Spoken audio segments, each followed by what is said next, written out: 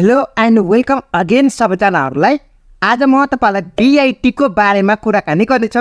BIT को क्राइटेरियाहरू के रहेको छ, सिलेबस के रहेको छ, कसरी फर्म बने, सिलेबस चेन्ज भएको छ कि छैन, के कस्तो रहेको छ, फुल डिटेलमा आजको भिडियोमा कुराकानी गर्नेछ। र साथसाथै हामी चाहिँ बीआईटी को मोडल क्वेसनहरू के कस्तो हुँदो रहेछ, कस्तो खालको क्वेसन आउँछ त्यसको बारेमा पनि कुराकानी गर्नेछ। सो यो भिडियो चाहिँ अन्तिमसम्म हेर्न नछुटाउनु होला। ल बीआईटी को नोटिस रहेको छ। नोटिस चाहिँ तपाईँले सिम्पली गुगलमा पनि गएर हेर्न सक्नुहुन्छ। यो चाहिँ वेबसाइट रहेको छ, लिङ्क पनि तल डिस्क्रिप्सन प्रोभाइड गराइदिनेछु, जुन चाहिँ तपाईँहरूको सेकेन्ड वनमा गएर हेर्न सक्नुहुन्छ। ल यहाँ चाहिँ तपाईँले यहाँ चाहिँ कट्टा गरिदिनु होला र यहाँ चाहिँ तपाईँले सिम्पली तल गएपछि स्क्रोल गर्नुहुन्छ भने तपाईँहरूको यहाँ चाहिँ बीआईटी भनेर लेखेको छ। यहाँ हेर्नु त भाद्र 3 गते जुन चाहिँ बीआईटी को इन्ट्रान्स इक्जामको बारेमा नोटिस निकालेको छ भनेको के। ल यो भयो। अब यसमा हेरौँ न, पढौँ न के कस्तो रहेको छ। तपाईँले चाहिँ कम्प्लिटली अनलाइनबाट तपाईँले फर्म भर्नुपर्ने हुन्छ, जुन चाहिँ तपाईँको यही वेबसाइट, जुन चाहिँ अघि भर्खरै तपाईँले वेबसाइटको देखाएको छु त्यही वेबसाइटबाट तपाईँले फर्म भर्न पाउनु। यो बीआईटी को लागि त्यही लिङ्कमा गएर क्लिक गर्नु। यो जुन चाहिँ 6 गतेदेखि तपाईँहरूको चाहिँ फर्म खुल्छ। 5 महिना 6 गतेदेखि जुन चाहिँ 10 बजेदेखि रहेको छ भने तपाईँहरूको के अरे असोजको 5 गतेसम्म रहेको छ, जुन चाहिँ तपाईँहरूलाई चाहिँ 1 महिना रहेको छ। सो तपाईँले चाहिँ फर्म भर्न चाहिँ किन छिटो गर्नुहुन्छ र भने तपाईँलाई आनन्दले फर्म भर्दा हुन्छ। तपाईँहरूसँग ट्रान्सक्रिप्ट छैन भने तपाईँहरूको ट्रान्सक्रिप्ट मेबी तपाईँहरूको 10-15 दिनपछि ट्रान्सक्रिप्ट आउँछ, त्यसपछि तपाईँहरूले फर्म भर्न पाउनुहुन्छ। यदि होइन तपाईँहरूसँग ट्रान्सक्रिप्ट छैन भने तपाईँहरूको 11-12 को मार्कसिट छँदैछ, तपाईँहरूको 11-12 को मार्कसिटबाट पनि फर्म भर्न पाउनुहुन्छ। ट्रान्सक्रिप्ट चाहिँ तपाईँले एडमिसन गर्दाखेरि बुझाउँदा पनि हुन्छ, त्यसको चाहिँ तपाईँलाई के भने समस्या परेन। ल अब तपाईँहरूको चाहिँ डबल दस्टुक चाहिँ 6 गतेदेखि जुन चाहिँ तपाईँहरूको चाहिँ असोजको 6 गतेदेखि असोजको 9 गतेसम्म रहेको छ। र फर्मको चार्ज चाहिँ तपाईँहरूको 1750 रहेको छ। र तपाईँहरूको सीएसआइटीको कुरा गर्नुहुन्छ भने तपाईँहरूको 1800 रहेको छ मेबी, जुन चाहिँ 50 रुपियाँको डिफ्रेन्स मात्र रहेको छ। म तपाईँलाई के सुझाव दिन्छु भन्दाखेरि तपाईँहरूको सीएसआइटीको फर्म भर्नुहुन्छ भने तपाईँहरूको ब्याकअपको लागि बीआईटीको फर्म भर्दा पनि हुन्छ है त। ल अब परीक्षाको मिति र तपाईँहरूको इन्ट्रान्सको सेन्टर कहाँ पर्छ पछि चाहिँ प्रकाशन गर्नेछ। र यो चाहिँ अन्य जानकारीको लागि तपाईँहरूको चाहिँ वेबसाइट भिजिट गर्नु होला भनेको छ। ल अब यहाँ चाहिँ के कस्तो फुल डिटेलमा बुझौँ है त, कुराकानी के कस्तो रहेको छ भनेर फुल डिटेलमा बुझौँ। यो चाहिँ हाम्रो चाहिँ बीआईटी चाहिँ तपाईँहरूको चाहिँ जुन चाहिँ इटी ब्याचको लागि भनौँ न, यो चाहिँ हाम्रो ग्रेडिङ सिस्टम रहेको छ। सीएसआइटीको पनि ग्रेडिङ सिस्टम नै रहेको छ। सो तपाईँलाई कुनै पनि कन्फ्युजन मान्नु पर्दैन। बीआईटी र सीएसआइटी दुइटै चाहिँ इटी ब्याच 2080 ब्याचको लागि तपाईँको ग्रेडिङ सिस्टम रहेको छ। जुन चाहिँ हाम्रो सीएसआइटीको कुराकानी गर्नुहुन्छ भने तपाईँको चाहिँ 79 ब्याचबाट चाहिँ हाम्रो ग्रेडिङ सिस्टम लागू गरेको छ। तर बीआईटी चाहिँ तपाईँको आई थिङ्क 76 ब्याचबाट नै तपाईँहरूको चाहिँ ग्रेडिङ सिस्टम लागू गरिएको छ। ल अब चाहिँ 1 नम्बरमा चाहिँ तपाईँहरूको आवेदनको तपाईँहरूको योग्यता भन्नुपर्छ, तपाईँहरूको चाहिँ क्राइटेरियाहरू के रहेको छ त्यसको बारेमा कुराकानी गरौँ है त। ल माथि चाहिँ तपाईँहरूको टिभी वा यसबाट मान्य प्राप्त प्रदर्शन के रहेको थियो, यो त हामीलाई देखिन पनि परेन। माथिको चाहिँ दोस्रोमा हेरौँ न त। दोस्रोमा चाहिँ तपाईँहरूको उच्च माध्यमिक अथवा तपाईँहरूको माध्यमिक विद्यालयको जुनसुकै धाराबाट, हेर्नु त जुनसुकै धाराबाट भन्नुपर्छ, तपाईँहरूको जुनसुकै फ्याकल्टी हुनुहुन्छ, इट डज नट म्याटर। तपाईँहरूको एजुकेसन होस् या म्यानेजमेन्ट होस् या साइन्स फ्याकल्टीको होस् या अन्य फ्याकल्टीको होस्, जुनसुकै फ्याकल्टीको भए पनि नो प्रब्लम, यसमा कुनै पनि टेन्सन मान्नु पर्दैन। तर 11-12मा तपाईँहरूको अङ्ग्रेजी र गणित अथवा कम्प्युटर विषय लिएको हुनु पर्यो। तपाईँहरूको इङ्ग्लिस चाहिँ तपाईँहरूको 11-12 त कम्पलसरी हुन्छ के अरे। तर तपाईँहरूको साइन्सको विद्यार्थी हुनुहुन्छ भने अभियसली नै तपाईँहरूको गणित जुन चाहिँ म्याथमेटिक्स कम्पलसरी नै हुन्छ। र तपाईँहरूको चुज गर्नुपर्ने भनेको तपाईँहरूको चाहिँ के भन्छ बायोलोजी र कम्प्युटरमा चुज गर्नुपर्ने हुन्छ, साइन्स फ्याकल्टीको विद्यार्थीलाई भनेको छ है त।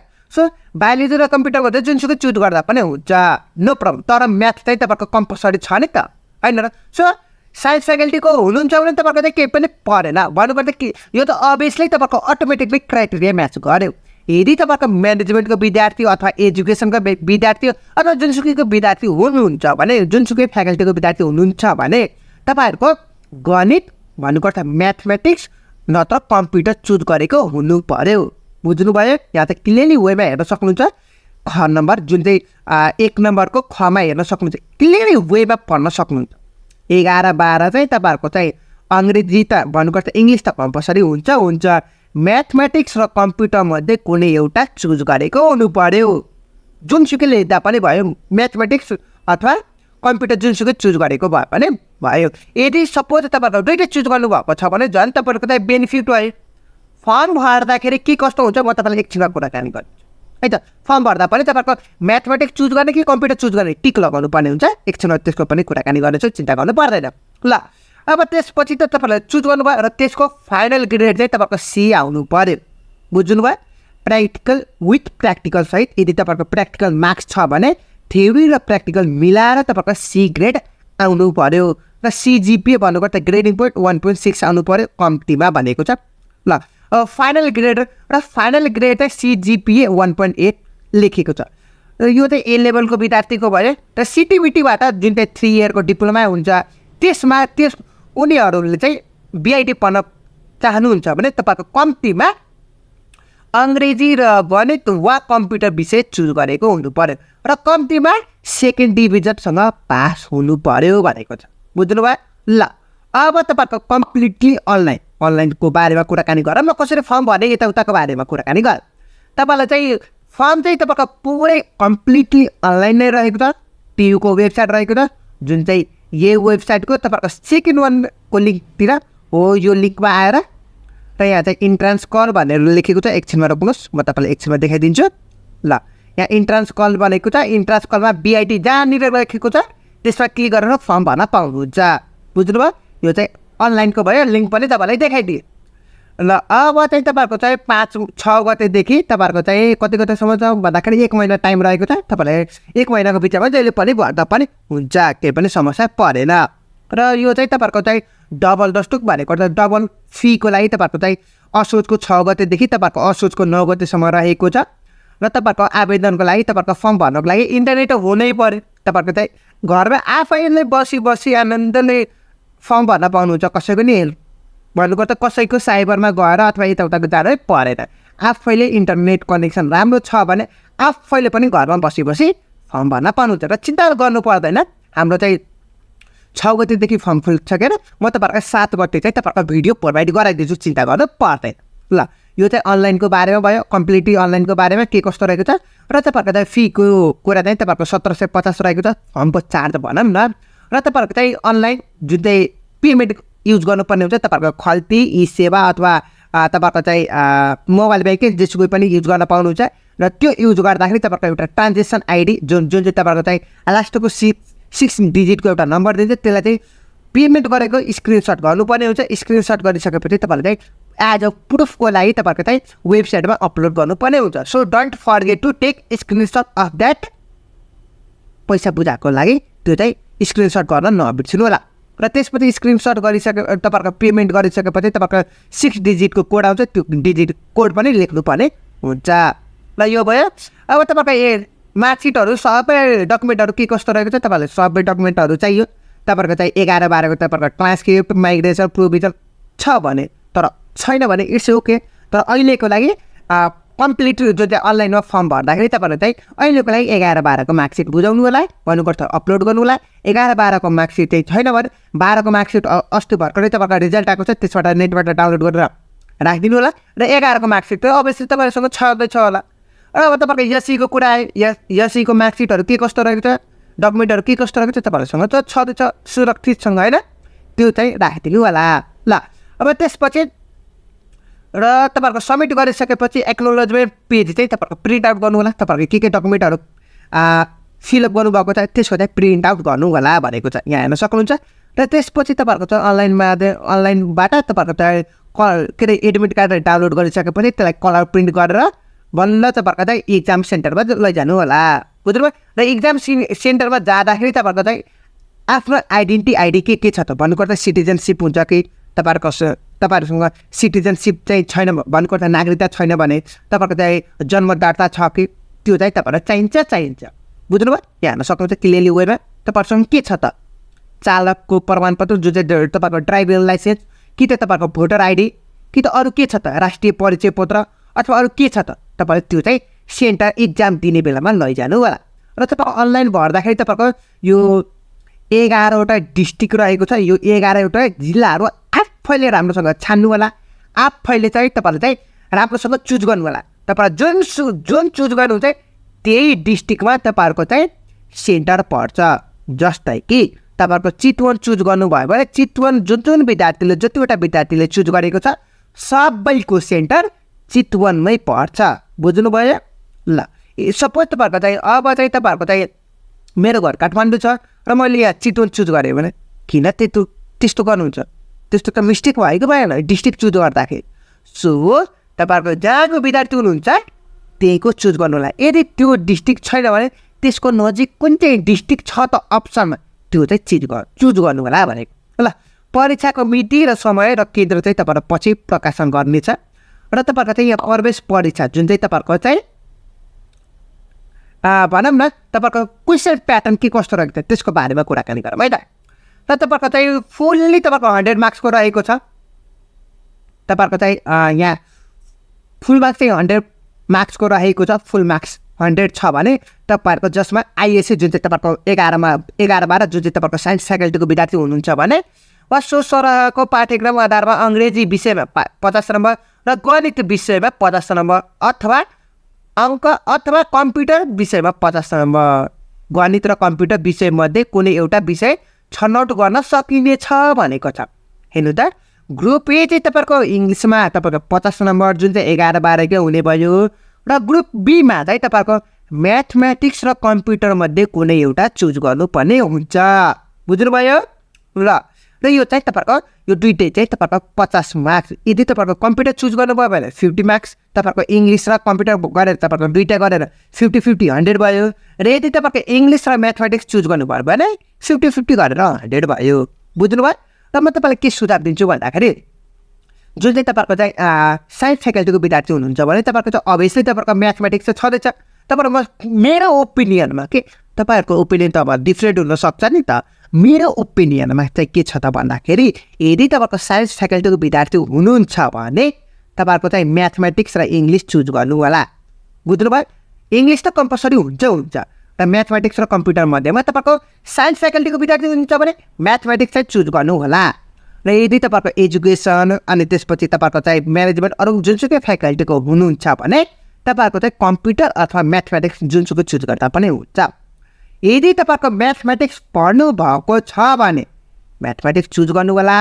यदि होइन मैले म्याथमेटिक्स लिएकै छैन कम्प्युटर लिएको छु भने कम्प्युटर चुज गर्नु होला। तर अहिले आई थिङ्क तपाईँहरूको अहिलेको चाहिँ जुन चाहिँ म्यानेजमेन्ट र तपाईँहरूको एजुकेसनकोतिरको फ्याकल्टीतिर चाहिँ तपाईँहरू आई थिङ्क कम्प्युटर म्याथमेटिक्स दुवै सब्जेक्ट छ होला आई थिङ्क है। मेबी म चाहिँ करेक्ट हुन सक्छु नहुन सक्छु किन भन्दाखेरि अहिलेको सिलेबस त आई डोन्ट नो। तर मलाई जहाँसम्म लाग्छ म्याथमेटिक्स र कम्प्युटर चाहिँ दुइटै चुज गर्न मिलेको छ अरू फ्याकल्टीको लागि जुन चाहिँ म्यानेजमेन्ट एजुकेसनको बारेमा कुराकानी गर्दैछु। अब तपाईँको साइन्स फ्याकल्टीको विद्यार्थी हुनुहुन्छ भने बायोलोजीको स्टुडेन्ट पनि हुन्छ नि त होइन र कम्प्युटरको भयो भने त झन् आनन्दै भयो। तपाईँहरूको मजाले म्याथमेटिक्स चुज गर्नु होला। बुझ्नुभयो? म्याथमेटिक्स चुज गरेपछि एउटा के फाइदा हुन्छ त भन्दाखेरि तपाईँहरूको 50 मार्क्सको छ नि त 50मा 50 100% आउँछ। त्यसको लागि म तपाईँलाई एउटा सजिलो ट्रिक दिँदैछु। के हेर्नुहोस् है त के अरे BIT entrance exam video by Gupta tutorial भनेर सर्च गर्नुहोस् त ठ्याक्कै प्लेलिस्ट भेटाउन सक्नुहुन्छ। ल रोक्नुहोस् है त म यहाँ प्लेलिस्ट नै देखाइदिन्छु। प्लेलिस्ट छ कि छैन यहाँ चाहिँ अरूको रहेको छ। ल म यहाँ प्लेलिस्ट नै देखाइदिन्छु। ल रोक्नुहोस्। प्लेलिस्टको लिङ्क त डिस्क्रिप्सन पनि प्रोभाइड गराइदिन्छु चिन्ता गर्नु पर्दैन है त। यहाँ चाहिँ तल स्क्रोल गर्नुहोस् त यहाँ हेर्नु त कता गयो BSc.CSIT इन्ट्रान्स यहाँ हेर्नु त BIT को लागि यो भयो। अहिलेसम्म अल टुगेदर 48वटा भिडियो राखिदिएको छु अल टुगेदर अहिलेसम्म के कस्तो रहेको छ तपाईँलाई प्लेलिस्ट चेक गर्नु होला। 48वटा भिडियो छ अरू पनि एड गर्नेछु। यसको लिङ्क तल डिस्क्रिप्सनमा पनि प्रोभाइड गराइदिन्छु। सो मैले भन्न खोजेको चाहिँ के छ त भन्दाखेरि यदि म्याथमेटिक्स चुज गर्नुभएको छ भने 50मा 50 100% आउने ग्यारेन्टी छ। र तपाईँको 50मा यो इङ्ग्लिसबाट 50मा टिक लगाउँदा पनि तपाईँको 25 त हुन्छ। 50 र 25 गर्दाखेरि 75 भयो। सो 75 चाहिँ तपाईँको 100% आउँछ। बुझ्नुभयो? र यदि तपाईँको अरू फ्याकल्टीको हुनुहुन्छ भने कम्प्युटर चुज गर्दा हुन्छ। अब यो दुइटामध्ये कुन चाहिँ तपाईँले 11 अथवा 12मा पढ्नुभएको छ त त्यसको बेसिसमा तपाईँले चाहिँ चुज गर्नु होला बुझ्नुभयो र कम्प्युटर चुज गर्नुको एउटा बेफाइदा चाहिँ के छ त भन्दाखेरि 11 र 12 दुइटैको सिलेबस आउँछ कम्प्युटर चुज गर्नुभयो भने तर म्याथमेटिक्स चुज गर्नुभयो भने 11कोबाट मात्र क्वेसन सोध्छ बुझ्नुभयो तर कम्प्युटरमा हाम्रो पुरै थ्योरी टाइपको क्वेसनहरू आउँछ जस्तै कि कम्प्युटर कसले बनाएको हो फर्स्ट लेडी प्रोग्राममा भनेर कसलाई चिनिन्छ यस्तै खालको चाहिँ कम्प्युटरबाट आउने हो तर हाम्रो म्याथमेटिक्सबाट के कस्तो आउने हो प्लेलिस्ट चाहिँ चेक गर्न नबिर्सनु होला मैले बीआईटीको लागि छुट्टै प्लेलिस्ट बनाएर राखिदिएको छु तर डिस्क्रिप्सनमा पनि प्रोभाइड गराइदिन्छु नि त्यसबाट पनि चेक इट आउट गर्न नबिर्सनु होला ल यो त सिलेबसको बारेमा भयो अब यसको पास हुनको लागि तपाईँको 35 मार्क्स चाहिन्छ 35 मार्क्स आयो भने बल्ल पास मार्क्स हुन्छ र यो अब्जेक्टिभ भन्नुको त सबै टिक लगाउने हो मल्टिपल चोइस क्वेसन हो भनेको के अब त्यसपछि तपाईँहरूको प्रवेश परीक्षाको प्रवेश रिजल्ट आइसकेपछि तपाईँहरू चाहिँ प्लेसमेन्टको लागि जुन चाहिँ तपाईँहरूको चाहिँ एडमिसनको लागि तपाईँहरू चाहिँ प्रायोरिटी फर्म भर्नुपर्ने हुन्छ के कस्तो छ अनि त्यसपछि तपाईँहरूको स्कोर कार्ड पनि डाउनलोड गरेपछि गर्नुपर्ने हुन्छ त्यसपछि बल्ल प्रायोरिटी फर्म भर्ने के कस्तो रहेछ पछि कुराकानी गरेछ पहिला रिजल्ट आएपछि यिनीहरूको बारेमा कुराकानी गरेछ र त्यसपछि कक्षा सञ्चालक चाहिँ तपाईँहरूको पछि प्रकाशन गर्ने चाहिँ समावेशी कोटाहरूको कतिवटा छ त्यसको बारेमा पनि भनिदिनेछु अल टुगेदर हाम्रो चाहिँ आई थिङ्क 10वटा कलेज होला नेपालभरिमा र यसमा चाहिँ तपाईँलाई एउटा कुरा चाहिँ ध्यान दिनु होला यसमा हाम्रो बीआईटी पढाइ हुने कलेजहरूमा टियु एफिलिएटेड भनेको छु प्राइभेट कलेज चाहिँ